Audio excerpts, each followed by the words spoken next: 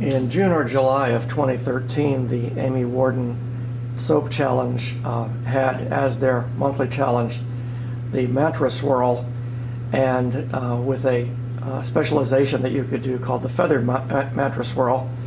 Lots of people have done those. You can find them online easily, and I will put a link to a couple of them below.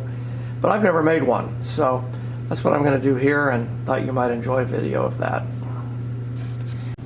I'm going to be using loaf mold that I got from Essential Depot, and I have dividers in it that allow me to make 3 long stripes of color.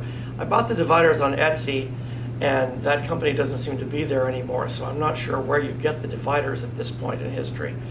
But I'll pour the 3 colors, green, white, and pink, in that order across. And then for a regular Mantra Swirl, you make a series of figure 8 loops with a chopstick or some other stick. And then to do the feathering, you add a very elongated series of S curves, which pull the pattern of the Mantra Swirl out into the feathered points. So that's what I'm trying to do here. This is the recipe that I'm using. It has almond oil, high oleic canola oil, castor oil, cocoa butter, coconut oil, olive oil, shea butter, and just a little bit of fully hydrogenated soybean oil to harden it up a bit. I am going to use some sodium lactate also to harden the recipe, some sugar to increase the sudsiness a bit. The fragrances are 2 essential oils, lemongrass and lavender, and then the colorants will be 3 clays, French green, French rose, and white kaolin clay. I have my colored batters already mixed up. One thing I would say about French green clay, if you haven't used it, it has a tendency to be really lumpy when you first try to mix it, so it's important to blend it really thoroughly.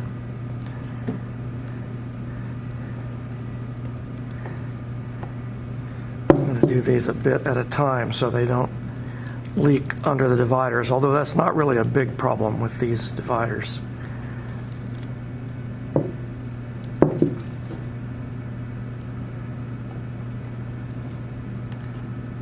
Well, on the other hand, I'm being rather sloppy with it.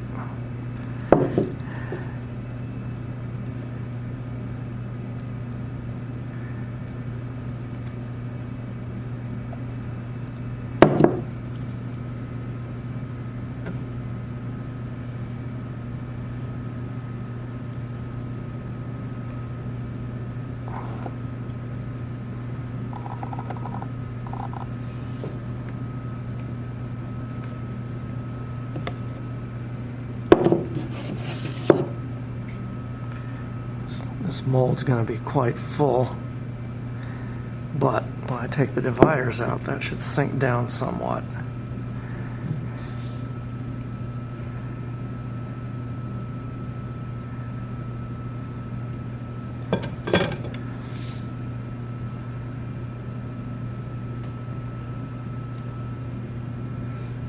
Got a little bit of batter left in those pitchers. I'll have to pour some small molds. Getting these end pieces out can always be a challenge. They're really tight.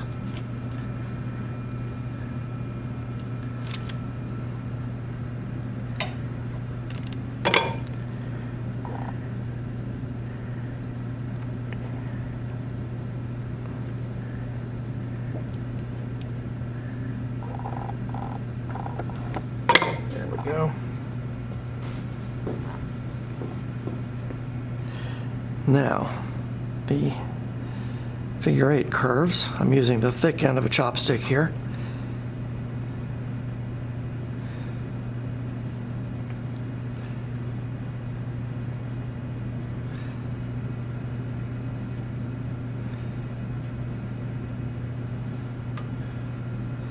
And then I'll do the long S curves.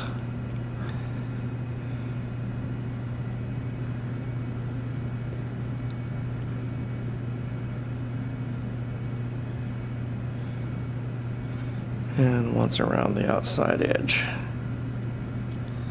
Oh, that was quick and easy. I'll wipe my mess off of there and cover this and insulate it overnight, and we'll have a look at it tomorrow. The soap is nicely hardened and cool. It's the next day. I still have not invested in a real soap slicer because I make so few loaf soaps. I almost always make flat slab soaps. So I'm still using a cheap cheese slicer here, and I have it marked. I used a T-square to mark it so I can get the bar, the block parallel, and then I've marked a 2.5-inch mark to cut my bars into nice 2.5-inch widths, which should be just about right for a bar of soap.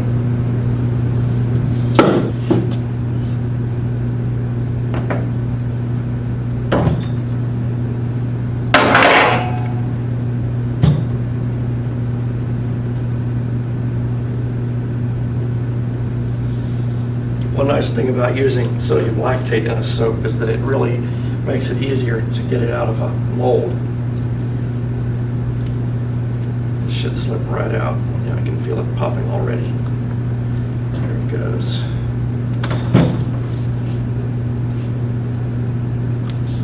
So that's kind of pretty. There's the bottom side and the top. What I'm going to do is slice this into 2.5-inch slices and then cut through this way to make each of those big bars into 2 bars.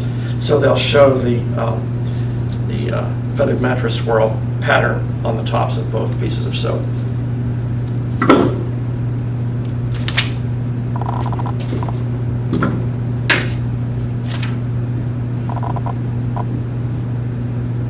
Cut just the end off.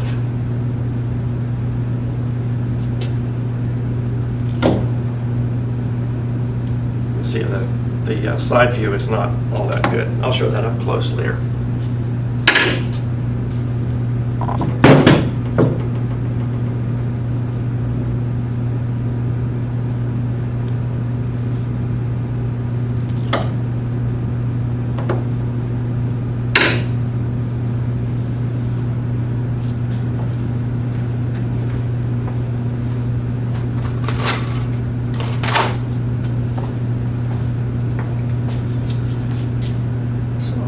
The 2.5-inch where I want to take that to.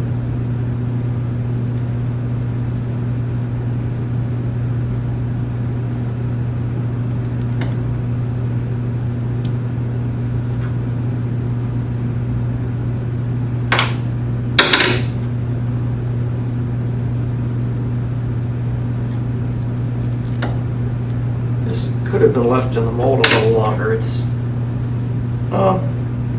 I would say it's about the texture of a fresh Gouda cheese. It's definitely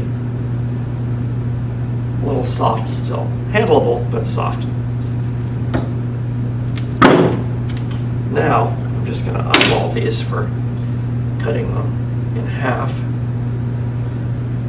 And I'm leaving the top bar a bit thicker than the bottom bar because I realize that I'm probably going to need to plane away that rough surface on the top, and that'll make the bars ultimately about the same width.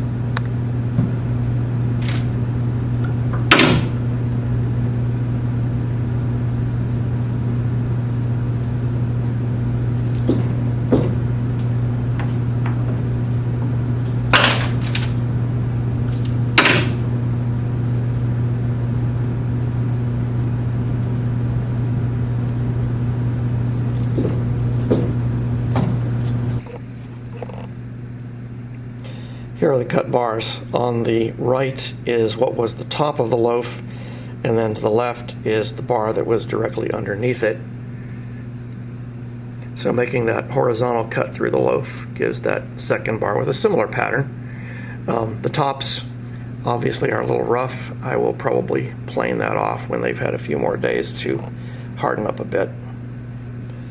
And then where they were sliced, get these more vertical stripes. So that's the sides of the bar.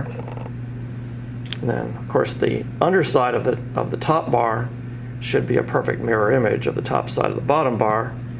And then here's the actual bottom that was against the mold floor with nothing trimmed off of it.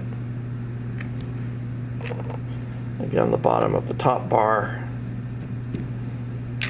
and the very bottom that was against the mold wall.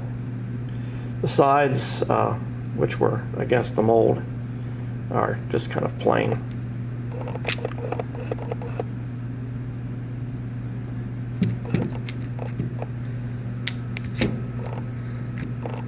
So I think I'm pleased with those. Makes for a nice pattern.